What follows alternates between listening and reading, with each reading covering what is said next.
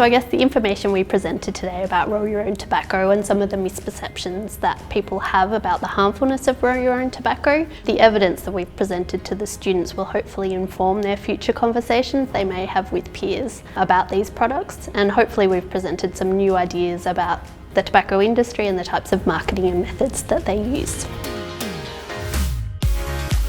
I think we're looking for creative that's really coupled with some deep thinking. So we're really looking for some research insights, perhaps new ways to approach the research, questions that are being asked. It can't just be a great idea that's not backed by research. We really need to see some substance behind whatever concepts come out. So our presentation was targeted towards single people between the ages of 18 years old and 35.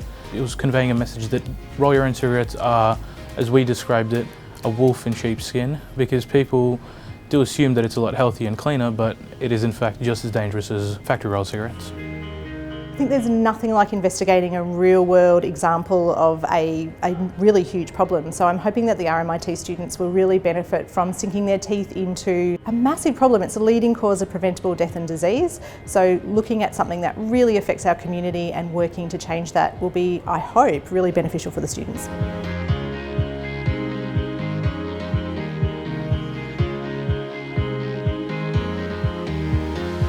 The most interesting thing about working on this project has been sort of working to a brief as opposed to working on something that you've created. Working with a client who has a very direct goal that they have to meet. Working within those sort of conditions was a really fun and interesting experience, I think.